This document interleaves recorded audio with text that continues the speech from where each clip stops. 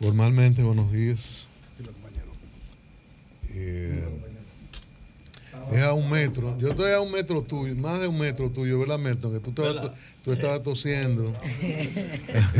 Aquí hay que tener un protocolo de seguridad para que todas más de 3 veces hay que sacarlo. No, los muchachos de aquí andan con guantes y mascarilla. Yo tomé una foto y la subí. Y Lea anda ahí con un spray. La mascarilla no sirve. No. No todas las mascarillas sirven.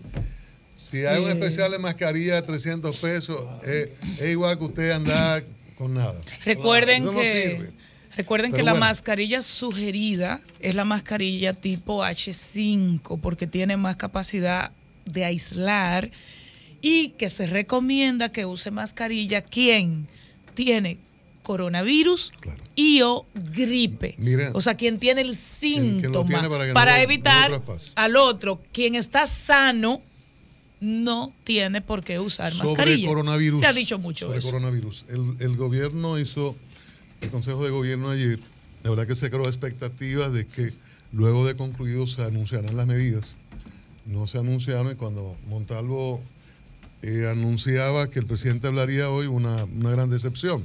La única medida anunciada, que era la orientación puerta a puerta de militares y policías, afortunadamente se echó atrás minutos, horas después. En ese sentido creó un desazón y la impresión que da, o pudiera dar, uno supone al gobierno con técnicos dominicanos y extranjeros concentrados en soluciones, pero la impresión que pudo dar ese momento es de indefinición, de no saber qué hacer, porque fue una sola medida, la anunciada, y tuvo que echarse atrás. Lo otro fue de que el presidente hablaría hoy. Hay una guía ya mundial, digamos, de decisiones que han tomado otros países, otros gobiernos, comenzando por China, que ya cerró hospitales que se habían abierto, construido para enfrentar este mal, y tiene una gran experiencia, tiene un equipo médico y equipos que también la República Dominicana podría hacer gestiones para que China pueda ayudar. Ya está ayudando a Italia.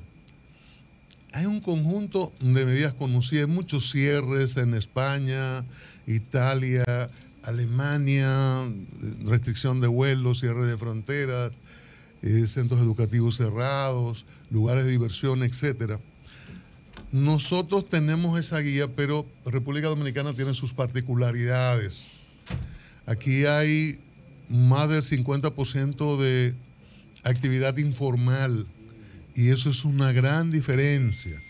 Alemania cierra y dice, bueno, o el gobierno español, creo que fueron 260.000 millones de euros que anunciaba el jefe de gobierno español que disponía para, como compensación, una actividad comercial, bueno, que cesó. España está prácticamente cerrada. Ahora, hay respuestas en función de la formalidad de la actividad comercial. Aquí hay un problema, además de las dificultades económicas de un país, de una economía como este, es cómo resolver en la práctica esa informalidad. Esa es una enorme tarea que es muy, muy difícil. Sobre el cierre de los negocios, de la diversión, como ha hecho la ciudad de Nueva York, uno no se imaginaba algo similar, o Madrid, hay mucha gente que vive de la propina. Ese es un caso serio. Por ejemplo, en Chicago están tomando esas decisiones, el estado de New Jersey tiene toque de queda a partir de las 8 de la noche, pero Nueva Orleans, por ejemplo, ha planteado para bares y restaurantes que viven de una enorme economía en eso, ha planteado restricciones en la cantidad de personas. Cuando yo veía eso y pensaba en la República Dominicana, decía, bueno, pudiera ser restringir la cantidad de personas que están en los lugares, menos mesas, distancia en las mesas, qué sé yo, buscar una serie de fórmulas. Claro, Si al final se determina que no se puede, lo principal es la vida. Pero hay una serie de situaciones que hay que examinar a partir de la realidad nuestra sobre ese negocio informal y sobre los lugares de diversión de gente que vive de la propina, come diariamente de eso, que pudiera limitarse la entrada, la cantidad de personas, menos mesas, menos sillas, qué sé yo. Buscar por ahí, porque la guía general es cierre total de actividades, pero tenemos particularidades que podría la economía colapsar en su totalidad y luego tiene que tomar mucho tiempo para una recuperación. Yo creo que hay que ver en detalles las decisiones que se van a tomar, porque necesariamente no pueden ser alegres. Ahí están los casos del transporte, metro, autobuses, concho. Ese concho es una realidad terrible. Son 5 o 6 personas como sardinas en un vehículo, donde no puede haber forma de tener 1 metro de distancia. Ahora, cerramos el concho. Son preguntas importantes. Ayer en el Consejo de Gobierno, aunque las sillas estaban más o menos a una distancia de 1 metro, pero había una cantidad de personas de esas que no se recomiendan estar en un lugar. Pero hay situaciones... O el Consejo de Gobierno así, todos los periodistas casi uno arriba de otro en el Orlando Martínez. Hay situaciones y situaciones. Los supermercados están anunciando una serie de medidas interesantes. Bueno, en la portada de uno de los diarios se dice que han habilitado un horario algunos supermercados para las personas mayores de 65 años, para que vayan de 7 a 8. ¿Por qué estas personas? Porque son de mayor riesgo.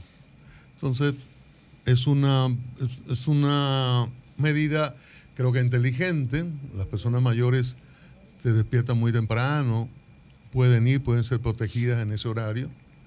Y ellos hacen sus compras. Hay gente que necesariamente hace sus compras. Y luego, a partir de las 8, los supermercados dicen que tienen actividades para todo el mundo. Yo creo que eso es bueno, de que cada industria, las empresas colaboren. Claro, hay una línea general del gobierno en este sentido, pero cada quien en función de sus realidades que pueda hacer estos aportes. Las elecciones del domingo.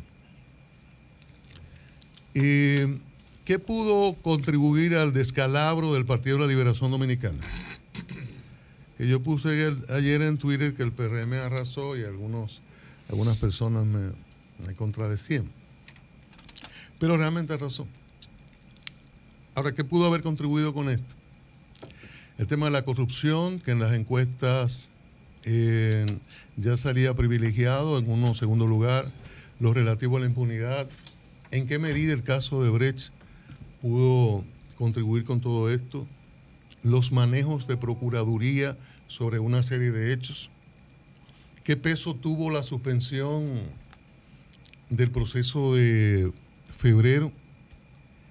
Esto todavía no se sabrá, pero es un elemento fundamental porque el PLD tenía muchas expectativas respecto de ese proceso. Decía que ganaba con un 75% de las 393 municipios y distritos municipales, que obtendría 260, dijo en un momento Peralta, el administrativo de la presidencia, pero se reduce de 293 a 174, reduce 119 posiciones. ¿Qué pasó? El PLD se quejaba de que fue el mayor imputado por la suspensión de febrero. Pero ocurre que el PLD lo primero que dijo fue que hubo un sabotaje y comenzaron a investigar personas cercanas al principal candidato de oposición. O sea, puso una seña hacia el frente y también versiones ya nombrando personas de que habrían sido vinculados a la fuerza del pueblo. Entonces el PLD señaló y actuó en consecuencia y encarceló personas.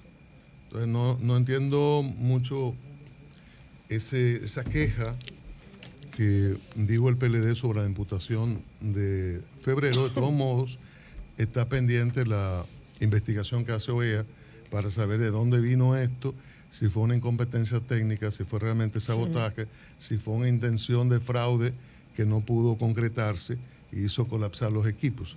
Eso depende de esa investigación de la OEA.